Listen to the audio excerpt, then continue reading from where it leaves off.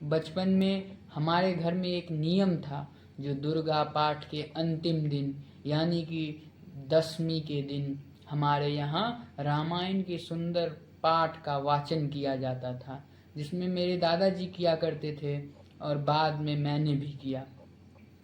तो रामचरितमानस के पाठ और वाचन के बाद मैंने यह सीखा जो किस प्रकार से संघर्ष ही मनुष्य का संवारने का एक मार्ग होता है। उसमें मुझे यह एक लाइन जो अत्यंत एक दोहा जो अत्यंत पसंद था, वह यूँ तो उस समय बचपना था, लड़कपन था, इसलिए वह कुछ ज़्यादा ही पसंद था, जो विनय न माने जलधि जर गए 3 दीन बीत, बोले राम सकोप तब भय बिनु होए न प्रीत। परंतु जैसे जैसे समय बीता, रामचरितमानस से मेरा लगाव और बढ़ता गया और मैंने रामचरितमानस राम के जीवन और राम से संबंधित त्योहारों के बारे में और अधिक जानने का प्रयास किया। इसी प्रयासरत रहने के दौरान मुझे कुछ महत्वपूर्ण बातों की जानकारी प्राप्त हुई, जो मैं चाहता हूँ जो आप लोगों के साथ साझा करना मेरा परम धर्म है। नमस्कार, मैं अमन कुमार आज आप लोगों के साथ अपनी कुछ जानकारियों को साझा करना चाहता हूँ। वह जानकारी यह है कि यूँ तो हमारे हिंदू धर्म में जितने भी त्यौहार होते हैं उसके अनेक अर्थ होते हैं, उनके पीछे अनेक कारण होता है, क्योंकि यह जो सत्य सनातन सदा चलने वाली अविरल धारा है, यह हमेशा से चलती आई है और समय समय पर इसमें अनेक कथाएं जुड़ती चली आई और त्योहारों का सिलसिला बनते चला आया। इसी में हम देखेंगे जो क्यों दीपावली के दिन लक्ष्मी और गणेश का पूजन होता है। इसी में हम देखेंगे जो क्यों हमें राम के जीवन को मात्र मंदिरों तक सीमित नहीं रखना चाहिए, अपितु अपने जीवन में भी उसका सरोकार करना चाहिए। राम को हमें अपना भगवान के साथ साथ हमें अपना रोल मॉडल भी बनाना चाहिए, हमें अपना आइडियल पर्सन भी बनाना चाहिए। तो चलिए आज हम इन बातों पे गूढ़ता से जानेंगे, जो क्यों, कब, कैसे। सर्वप्रथम हम देखते हैं जो दीपावली का दिन और माता लक्ष्मी और गणेश के पूजन के मध्य क्या संबंध है। इन संबंधों को देखने में हमें यह ज्ञात होगा जो क्यों दीपावली के दिन ही भगवान राम की भी पूजा की जाती है और लक्ष्मी और गणेश का भी पूजन किया जाता है। तो देखते हैं, जब हम इतिहास को खंगालते हैं तो हमें पता चलता है कि यह दो घटनाएं अलग अलग युगों की है। जब हम प्राचीन काल को देखते हैं तो हमें पता चलता है कि सतयुग में, गौर कीजिएगा, सतयुग में जब समुद्र मंथन हो रहा था तो 14 रत्न निकले थे, जिसमें विष, अमृत और हमारी माता लक्ष्मी भी निकली थी। माता लक्ष्मी का अवतरण दिवस कार्तिक अमावस्या का दिन था और यही दिन, गौर कीजिए, जो कल भी है, जिस दिन हम दीपावली मनाते हैं। तो प्राचीन और पुराकाल से ही हम देखते आए हैं कि कार्तिक अमावस्या के दिन माता लक्ष्मी के जन्म दिवस के शुभ अवसर पर हम लोग माता लक्ष्मी का पूजन किया करते हैं।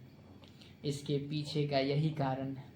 दूसरा यह है कि हमें गणेश की पूजा लक्ष्मी के साथ क्यों करनी चाहिए और क्यों किया जाता है। इसके पीछे का कारण यह है कि देवताओं में सबसे बुद्धिमान गणेश को कहा गया है, क्योंकि गणेश बुद्धिमान है, बुद्धि कुशल है, इसलिए माता लक्ष्मी उनसे परामर्श लिया करती हैं और दोनों साथ मिलकर समाज और लोगों के कल्याण के लिए धन की आपूर्ति और निपूर्ति पर ध्यान देती हैं। और भगवान गणेश का आशीर्वाद जिस पर होता है उसे माँ धन लक्ष्मी अपनी कृपा भी प्रदान करती है। इसीलिए माता लक्ष्मी के साथ साथ प्रभु गणेश का भी पूजा किया जाता है। दोनों के बीच संबंध समझ आया? आगे देखते हैं, सब कुछ क्लियर हो जाएगा। आगे भगवान राम भी जब हम लोग देखते हैं जो त्रेता युग में कार्तिक अमावस्या के दिन ही अयोध्या पुनः वापस आए थे, तो अयोध्या वासियों ने दीपों की माला से उनका स्वागत किया था, इसलिए दीपावली मनाया जाता है। तो यह दोनों घटनाएं अलग अलग कालखंडों और अलग अलग युगों में हुआ, लेकिन दोनों का ये बीच का अंतः संबंध यह है कि दोनों घटनाएं कार्तिक अमावस्या के दिन ही घटित हुई। इसलिए इस दिन भगवान राम की पूजन तो होती है, साथ साथ माँ लक्ष्मी और प्रभु गणेश का भी पूजन किया जाता है। अब हम वीडियो के दूसरे खंड पर जाते हैं। वीडियो के दूसरे खंड में हमें यह सीखना चाहिए कि किस प्रकार हम भगवान राम को केवल मंदिरों तक ही सीमित न रखें, क्योंकि भगवान राम एक मर्यादा पुरुषोत्तम अभिव्यक्ति हैं जिसे हमें अपने जीवन के साथ भी सरोकार करना चाहिए। भगवान राम से हमें क्या सीखना चाहिए, यह बहुत बड़ा प्रश्न है, क्योंकि उनके हर एक जीवन के निर्णय में ही शिक्षा छुपा हुआ है। उन शिक्षाओं को हम देखेंगे। सर्वप्रथम मैंने जो 5 शिक्षाएं उनसे ली हैं उसका मैं आप लोगों के साथ चर्चा करना चाहूँगा। इसमें कुछ बातें महत्वपूर्ण हैं। क्या है देखते हैं। धर्म और नैतिकता। प्रभु श्री राम के हर निर्णय में धर्म है, हर निर्णय में धर्म के साथ साथ नैतिकता है। परिवार का कर्तव्य, परिवार का कर्तव्य, जीवन भर उन्होंने परिवार के कर्तव्य का परिचालन किया, और हर मनुष्य का धर्म होता है कि वह अपने परिवार के कर्तव्यों का परिचालन करे। सच्चाई और ईमानदारी। सच्चाई और ईमानदारी 2 ऐसे शब्द हैं जो भगवान राम के जीवन को परिभाषित करने के लिए पर्याप्त है, क्योंकि उनके हर एक कर्तव्य में सच्चाई छलकता है और उनके हर एक कर्तव्य में ईमानदारी, चाहे वह पुत्र धर्म हो चाहे वह राज धर्म हो, हर एक धर्म में उन्होंने अपनी सच्चाई और ईमानदारी से अपने कर्तव्यों का निर्वहन किया। सामर्थ्य और सहनशीलता। सहनशीलता, वह सहनशील नहीं होता जिसके पास सामर्थ्य ना हो।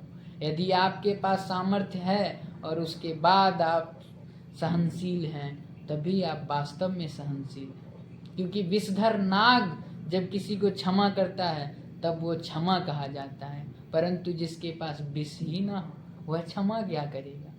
प्रेम और करुणा। एक तरफ तो हम राजधर्म के पालन करते हुए उनकी एक समुद्र के हिमालय के समान अभिव्यक्ति देखते हैं, जो अपने प्रेम और करुणा को किस प्रकार दबाए और छुपाए हुए रहते हैं। लेकिन जब दूसरी तरफ हम देखते हैं जो समुद्र रास्ता ना देता हो, या माता सीता को माता पृथ्वी ने अपने साथ ले गई, तब उनका हमें क्रोध भी दिखता है। वह मोह भरा क्रोध, वह प्रेम भरा क्रोध। इसलिए भगवान राम को हम अपने जीवन में सरोकार करेंगे और दीपावली मनाएंगे। खूब दीपावली मनाइए, खूब स्वस्थ रहिए और अपने परिवार के साथ मिलकर इस दीपावली राम को मंदिर के साथ साथ अपने हृदय रूपी मंदिर और गुहा में स्थान दें और उनसे कुछ सीखें। धन्यवाद।